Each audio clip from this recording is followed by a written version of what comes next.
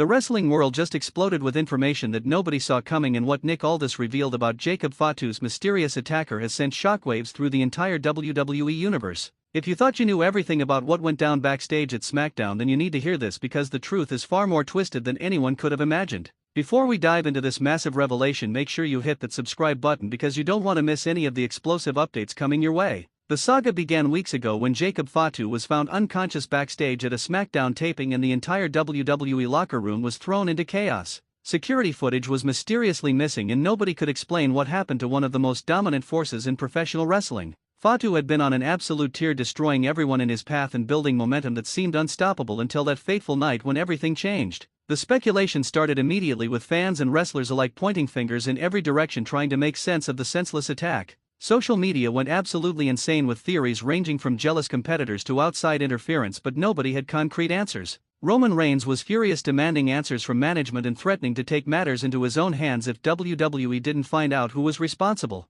Solo Sikoa looked equally concerned, knowing that an attack on one member of the family was an attack on all of them. The Bloodline's unity was being tested in ways nobody had seen before, and the tension backstage was thick enough to cut with a knife. Nick Aldis had been conducting his own investigation, quietly working behind the scenes to uncover the truth about what really happened that night. As the SmackDown general manager, he felt personally responsible for the safety of every superstar under his watch, and this incident had happened on his show during his watch. Aldis reviewed every piece of available evidence, interviewed dozens of witnesses, and pieced together a timeline that would eventually lead him to the shocking truth. What he discovered would change everything we thought we knew about the situation. The investigation took weeks of painstaking work, with Aldis refusing to jump to conclusions despite pressure from all sides. He knew that accusing the wrong person could tear the locker room apart and create irreparable damage to relationships that had taken years to build. Every lead was followed, every alibi was checked, and every possible suspect was scrutinized under the microscope of his investigation. The pressure was mounting from executives who wanted answers and from the roster who wanted justice for their fallen brother.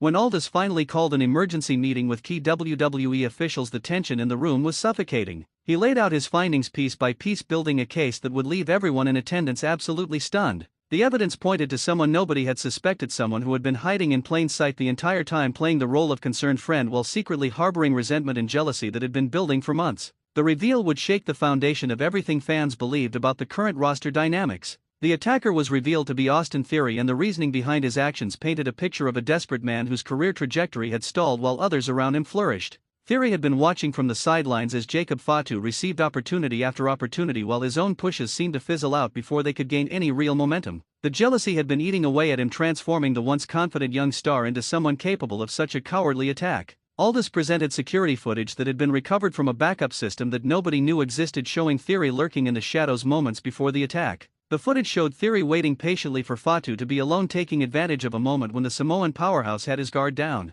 What happened next was brutal and calculated, with Theory using a steel pipe to strike Fatu from behind before delivering several more blows to ensure he would be out of action for an extended period. The cold and methodical nature of the attack revealed a side of Theory that fans had never seen before, showing just how far ambition and resentment can push someone when they feel overlooked and undervalued. Nick Aldis confronted Theory privately, first giving him a chance to explain himself before making the revelation public. Theory initially denied everything, claiming the footage was doctored or that it showed someone else, but the evidence was overwhelming. DNA evidence from the scene matched Theory. Fingerprints on the pipe used in the attack belonged to him, and his alibi for that evening had more holes than Swiss cheese. Faced with irrefutable proof, Theory finally broke down and confessed, admitting that he had been planning the attack for weeks, waiting for the perfect opportunity to strike. His confession revealed a troubled mindset of someone who felt that the only way to get ahead was to take out the competition literally. Theory explained that he had been promised the world when he first arrived in WWE, but those promises seemed to evaporate as new talents like Fatu came in and immediately received the spotlight. The bitterness in his voice was evident as he detailed how he watched others succeed while he languished in meaningless matches and forgotten storylines.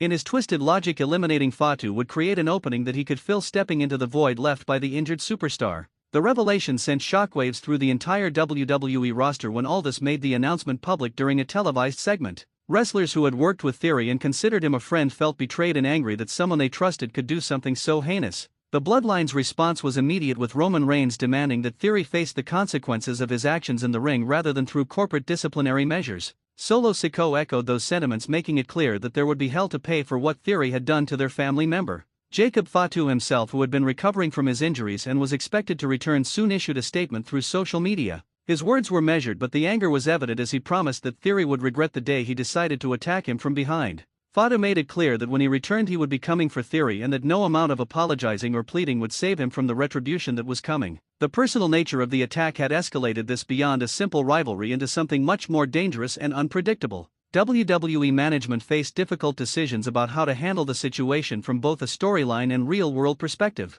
There were discussions about terminating Theory's contract, immediately sending a message that such behavior would not be tolerated even in the context of professional wrestling storylines. However, others argued that the storyline potential was too valuable to waste and that allowing this to play out on television would create compelling content that fans would be desperate to see. The debate raged internally with no easy answers about the right way forward. Nick Aldis found himself at the center of this storm, having to balance his role as on-screen authority figure with the very real responsibility of maintaining order backstage. He knew that if he didn't handle this correctly, the situation could spiral out of control, leading to real violence outside the scripted confines of WWE programming. His decision was to suspend Theory indefinitely pending a hearing where his fate would be determined, but also to schedule a match between Theory and Fatu upon Fatu's medical clearance. This would give fans the payoff they wanted while keeping things under the controlled environment of a sanctioned match. The backstage reaction to Aldis's handling of the situation was mixed, with some praising his measured approach while others felt he wasn't being harsh enough. Veterans in the locker room remembered similar situations from years past where real heat between wrestlers led to legitimate fights, and they worried this could head in that direction. Younger talent looked to see how management would respond, using this as a barometer for how seriously WWE took the safety and well-being of its performers even within the scripted nature of their business.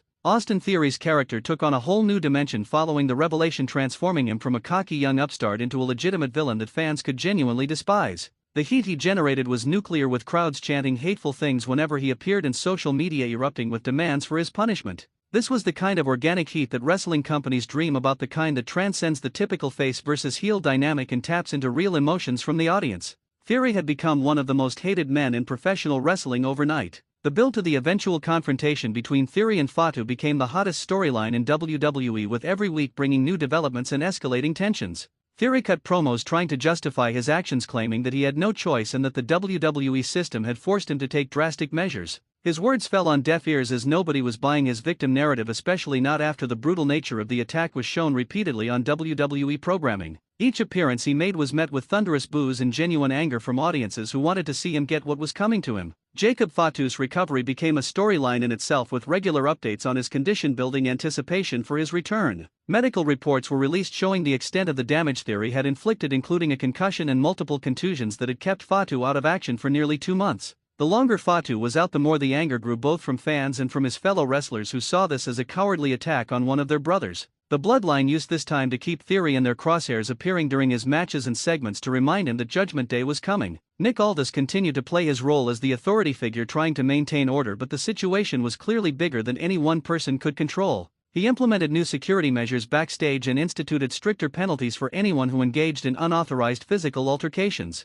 These measures were necessary to prevent the situation from escalating further, but they also added to the tension, creating a pressure cooker environment where everyone was on edge. Aldis knew that when Fatu finally returned, the explosion would be massive, and he could only hope to contain it within the confines of a wrestling ring. The wrestling media covered every aspect of the story, with analysts breaking down the implications for both men's careers and for WWE as a whole. Some praised the company for creating such a compelling storyline, while others questioned whether they had gone too far in blurring the lines between reality and fiction. Podcasts debated the ethics of using a real assault as the basis for a storyline, even though everyone involved was a willing participant in the ultimate working of the narrative. The controversy only added more attention to the situation, with mainstream media outlets picking up the story and bringing even more eyes to WWE programming. As the date for Fatu's return approached, the anticipation reached fever pitch, with WWE promoting the confrontation as one of the biggest moments in SmackDown history. Theory tried to appear confident during interviews, but there was a visible nervousness in his demeanor, knowing that he would soon have to face the man he had attacked when that man was defenseless.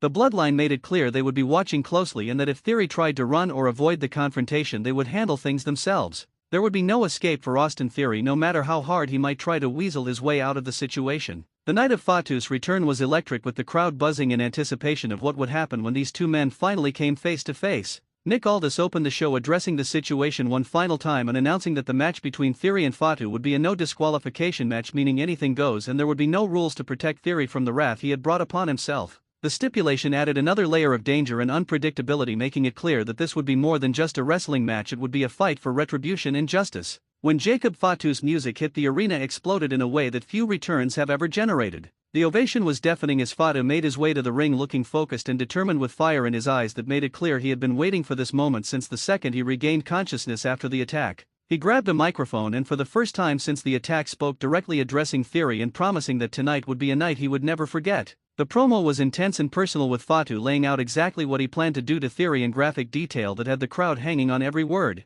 Austin Theory's entrance was the complete opposite with the crowd raining down boos and garbage as he made his way to the ring looking like a man walking to his own execution. He tried to maintain his cocky persona but the fear was evident in his body language as he stared across the ring at the man he had wronged. The referee called for the bell and what followed was an absolute war with Fatu unleashing months of pent-up anger and frustration on Theory in a brutal display of violence that had the crowd on their feet the entire time. The match was everything fans hoped it would be and more with Fatu dominating for most of the contest making Theory pay for every second of pain he had caused. Theory tried to fight back and even managed some offensive bursts but nothing could stop the momentum of a man possessed by the need for revenge. Tables were broken, chairs were bent and the ringside area looked like a war zone by the time the match reached its climax. Fatu hit his finishing move with such force that the ring shook and the 3 count that followed felt like justice being served in the most satisfying way possible. The aftermath of the match saw the Bloodline join Fatu in the ring celebrating his victory and sending a clear message to anyone else who might consider crossing them. Theory was left battered and broken in the center of the ring, a stark reminder of what happens when you attack someone from behind and think you can get away with it. Nick Aldis watched from the stage, a slight smile on his face knowing that his investigation and the subsequent reveal had led to one of the most satisfying conclusions to a storyline in recent WWE history. The revelation of Austin Theory as Jacob Fatu's attacker and the subsequent fallout created a storyline that will be remembered for years to come. Nick Aldis proved that sometimes the best stories are the ones that feel real, that tap into genuine emotions and create moments that transcend typical wrestling narratives. The entire saga from the initial attack through the investigation and finally to the violent retribution showcased the best of what professional wrestling can be when all the elements come together perfectly. If you enjoyed hearing about this incredible story, then make sure you subscribe to our channel because we bring you all the latest news and updates from the world of WWE and you definitely don't want to miss what happens next in this ever-evolving landscape of sports entertainment.